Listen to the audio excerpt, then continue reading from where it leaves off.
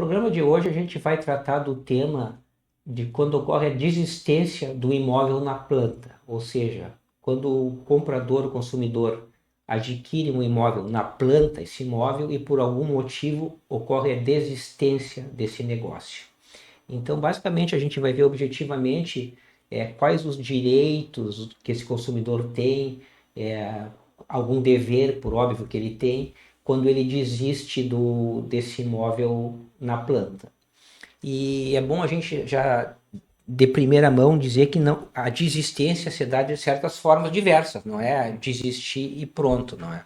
Ou seja, pode ocorrer por um atraso financeiro, ou a questão financeira do comprador, por um atraso da obra, enfim, por várias questões, e essas peculiaridades vão ditar a forma que é feita essa rescisão. E essa rescisão se dá, que a gente chama juridicamente, através do distrato, não é? Ou seja, o distrato nada mais é que quando uma ou ambas as partes, por alguma razão, querem desistir no negócio, né? Então eles colocam no papel essa desistência no que a gente chama do distrato. É feito um documento aonde ali ficam os termos que vai ser feita essa rescisão contratual. Então, basicamente, o primeiro que a gente tem que ter em conta é que quando existe a desistência, é feito um documento chamado distrato contratual. Né? Esse é um ponto que me parece fundamental para a gente começar a nossa conversa aqui. Outra questão que é interessante a gente deixar fixado aqui é a base legal para essa rescisão, para esse distrato, não é? Ou seja, nós temos duas formas legais que é o que regulam essa rescisão de distrato. A primeira é a Lei 13.786 de 2018, né, que é a chamada Lei do Distrato Imobiliário, que alterou uma lei anterior de 64. Ali fala todas as questões da rescisão. E essa lei ela é complementada ainda pelo Código de Defesa do Consumidor e o Código Civil, ou seja, subsidiariamente alguma dúvida que tenha nessa lei, a gente tem os direitos do consumidor, não é? que complementam, digamos assim, essa lei, assim como o Código Civil, que também fala das partes de rescisões que complementam. Então, a base legal são essas duas. É a Lei 13.786 de 2018, né? Que é a chamada Lei de Distrato Imobiliário, volto a falar, complementada pelo Código de Defesa do Consumidor e o Código Civil. E essa lei, melhor dizendo, e o Código de Defesa do Consumidor e o Código Civil, ali fala tudo, as retenções, as formas de devolução, os prazos, tudo está ali. Então a base legal é essa. Só para sintetizar, então, o distrato ele pode ser tanto por culpa do comprador como da construtora, no caso. Sim, Né? não necessariamente do comprador. Né? Não. Pode ser o distrato também por conta da culpa da construtora, por um atraso na obra, né? Sim. E Pode. aí do comprador, por ele se arrepender, ou por ele estar insatisfeito com o negócio, enfim, né? Nem sempre culpa, como diz, culpa em caso de atraso, mas às vezes por alguma razão, né, que impede, de força maior que impede Pela iniciativa, pela né, no iniciativa. caso, ou do comprador ou da construtora. Justamente. A rescisão, nesse caso, ela pode ser, né, em geral, motivada ou desmotivada, sem motivo, né? Que é assim, eu não quero mais, simplesmente eu não preciso justificar por que eu não quero, eu só não quero mais, né? E se faz... E justamente, tem razão, e conforme essas diferenças é que vai ser ponderado as devoluções, os prazos, os valores, né? Sim, porque quando eu falo culpa é que existe situações em que o comprador Realmente, ele desiste do negócio porque há uma culpa da sim, construtora, né? que é Por o exemplo, caso clássico é o contrário. atraso, né? O caso clássico é o Porque atraso. agora tu vai falar, né, o que cada... Porque o que acontece aqui que a gente tem na nossa pequeno resumo que a gente fez uma coisa que mais interessa, eu acho, o consumidor na prática é quanto ele recebe de volta no caso da desistência. Isso aí, objetivando, é isso, né? E é aquilo que a gente falou, depende de quem deu causa ao distrato, né? De quem causou essa rescisão, digamos assim. Então, quando o comprador desiste, no caso ele, por alguma razão ele não quer mais o negócio, ele pode reter até 25%, a construtora ela pode reter até 25% do que foi pago. não é? Ou seja, a título de despesas administrativas, corretagens, perdas e danos, enfim, até 25%. Aqui tem uma questão interessante que é em casos do imóvel vinculados ao patrimônio de afetação, a retenção pode chegar até 50% do valor. Ou seja, o que vem a ser isso aí na prática? A retenção, melhor dizendo, o patrimônio de afetação é quando o regime jurídico, o dinheiro que é pago, ele é especificamente para a construção das unidades, ou seja, é um dinheiro que é destinado para que seja arrecadado, para que seja finalizada a obra. Então, nesse caso específico, a retenção pode ser até 50% do valor efetivamente pago pelo comprador. Então, tem essa diferença. Geralmente é 25%, e quando é especificado que o valor pago é para a finalização das unidades, enfim, que estão sendo construídas, ela pode chegar até 50%, não é? Sempre falando essa diferença. Esse caso aí é no caso da desistência por iniciativa do comprador e a construtora não tem culpa. Não tem culpa né? nenhuma, não. Tá. Por alguma razão, o comprador, na verdade, ele não precisa nem justificar, mas digamos que teve um imprevisto financeiro, uma perda financeira, ou perdeu um emprego e ele, de alguma forma, não consegue mais cumprir, a iniciativa é dele, né? Tá. Isso, como tu falou, é a desistência do comprador sem culpa, digamos assim, da construtora. Por outro lado, quando a desistência se dá por iniciativa da construtora, ou seja, se a construtora der causa ou a rescisão ou distrato, como por exemplo o atraso na entrega do imóvel sem justificativa, o comprador tem alguns direitos, como por exemplo, ele pode rescindir o contrato e pleitear até o 100% do valor que ele pagou, ou seja, a integralidade do valor pago, não é? Pode haver, inclusive, conforme o caso, a indenização por danos materiais e morais, né? Claro que sempre dizendo aí que aí seria uma questão já jurídica, que teria que ser provado, enfim, mas é possível ser pleiteado pelo comprador. E a construtora, conforme o caso, voltamos a dizer, ela pode ser compelida judicialmente até ter que devolver em dobro o valor pago pelo comprador, por alguma razão que o juiz entenda que se faça necessário. Ela pode, inclusive, então, judicialmente, na prática, ela tem que devolver por culpa a integralidade, isso é pacífico. Conforme o caso específico, as provas no processo, ela pode ainda ter que indenizar, além do valor efetivamente pago, por danos morais causados, e restituição do valor pago em dobro, conforme o caso específico. Esses são os direitos que o comprador tem. No caso aí da culpa da construtora, né, esse pagamento aí tem que ser imediato, né? Imediato. Quando é por iniciativa da construtora, né? Sempre falando isso. Sim.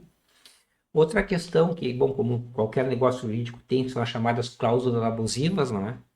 Que são consideradas, dentre outras cláusulas, a retenção de mais de 25% no caso normal que a gente falou, ou mais de 50% no caso de patrimônio de afetação. Ou seja, qualquer coisa que exceder a retenção por parte da construtora desses valores é considerada abusiva e pode ser anulada na justiça.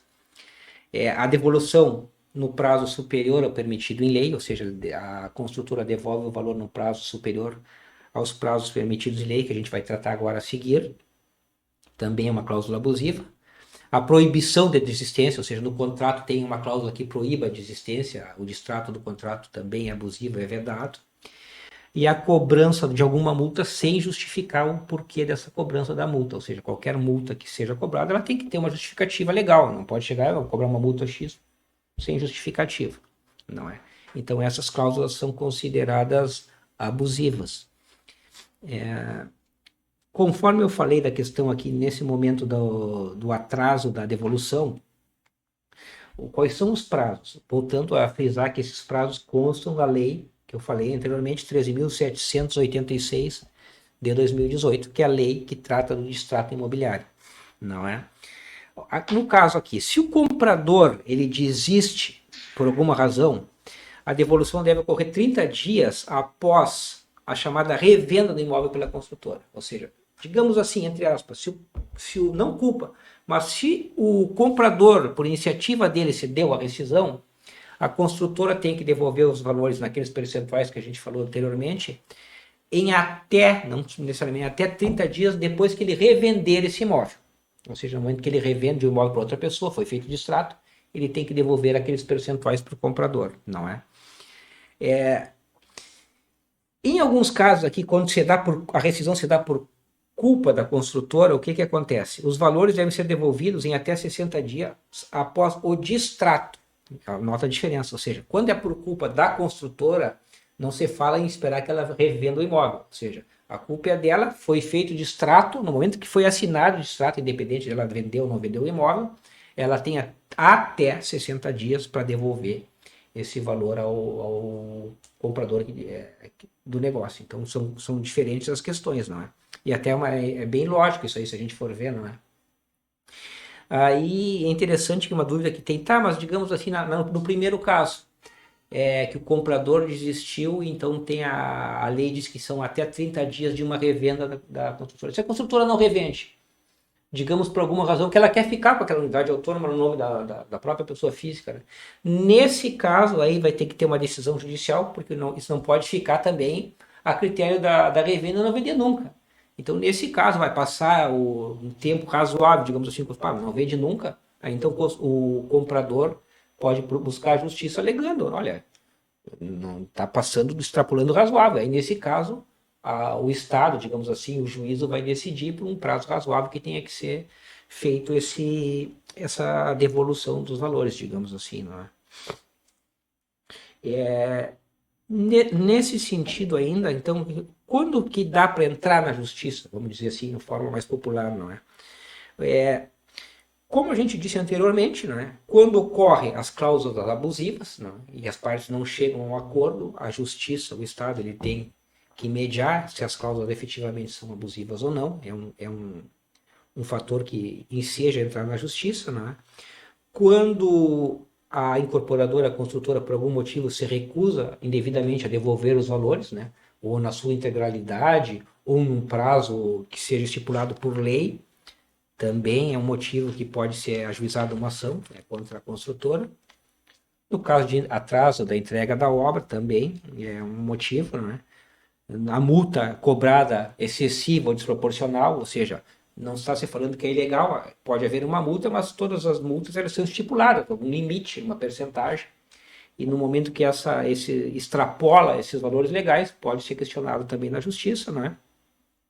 E também, por último, quando a incorporadora, a construtora, não cumpre alguma das cláusulas contratuais, quer seja ela pelo atraso da entrega da obra, construção com uma qualidade diversa do contratado no contrato, materiais, enfim, também pode ser objeto de contestação, digamos assim, na justiça, não é? Resumindo, então, os direitos do consumidor no distrato, para a gente resumir tudo que a gente falou até agora, não é? Ele tem o direito à devolução parcial ou integral dos valores, conforme o caso. Ele tem sempre aquilo que a gente já falou em programas anteriores também, o direito a uma informação clara sobre multas, taxas, tem que estar especificado no contrato, nas cláusulas. Ele tem o direito à rescisão sem penalidade quando a rescisão se deu por iniciativa ou culpa da construtora. Ele tem direito à devolução, aquela no prazo legal, né, nos diversos prazos que a gente falou. Direito, por óbvio, à revisão quando as cláusulas são abusivas, revisão judicial. E ele está protegido, essa relação é considerada uma relação de consumo, então ele está protegido pelo Código de Defesa do Consumidor, que é interessante a gente falar que na prática, juridicamente falando, por ser uma relação de consumo, a gente tem a chamada inversão do ônus da prova, ou seja, tudo que ele alega se pressupõe que, entre aspas, seja verdade, cabendo ao vendedor, a construtora ou fornecedor fazer a prova de que aquilo não é verdadeiro. É uma matéria de consumo, não é? E para finalizar, aqui a gente fez os 10 passos de como proceder para evitar os aborrecimentos, né? O primeiro seria ler atentamente o contrato, né, identificando as cláusulas de distrato, multas, prazos, que a gente falou aqui. formalizar, isso é importante, a desistência por escrito, né? Ou seja, quando ele quer desistir por alguma razão, ele notificar a construtora. Hoje em dia é válido as notificações eletrônicas por e-mail, ou se quer ser mais formal, antigo, por uma carta ER, até mesmo por uma notificação via cartório, também é possível ser feita, não é? Tentar amigavelmente, né, com base nos limites legais, as devoluções dos valores, porque uma dessas às vezes pode ser feita amigavelmente, essa rescisão, o distrato, né? Aquilo que a gente sempre fala em qualquer caso nos programas aqui, juntar todas as provas por escritas, hoje em dia, não só escritas como as provas, digamos assim, virtuais, não virtuais, Digitais, digitais, esse é o termo, digitais sobre isso. Para provar, tem aquela questão também da validação da prova digitais, mas essa é uma outra questão. E antes de entrar na justiça, procurar sempre aquele órgão, o PROCON, o CONDECON, que também são órgãos administrativos que, por vezes, conseguem mediar o problema, né? Sempre falando que, quando não é possível isso, o caminho sempre vai ser a justiça, através de um advogado, uma advogada que possa buscar os direitos que, porventura, estão sendo lesados, né? A gente tentou fazer um apanhado assim mais objetivo da questão do distrato, né? O tema pode ser aprofundado, mas a ideia nossa sempre aqui é dar uma visão geral, né, do tema. Não sei se vocês queriam falar mais alguma coisa, mas acredito que a gente deu um panorama geral desse tema aqui, não é? E sempre pedindo que, dentro do possível, se vocês gostaram do nosso conteúdo aqui, deixem o curtir ali, que é uma forma que nos ajuda o nosso trabalho, né? Compartilhe, porventura, com algum amigo que vocês saibam que esteja passando por um caso semelhante. Se inscreva no canal, que também é uma forma que ajuda a gente aqui a seguir o nosso trabalho aqui pelo YouTube. Agradecendo a atenção de vocês. Até o próximo programa.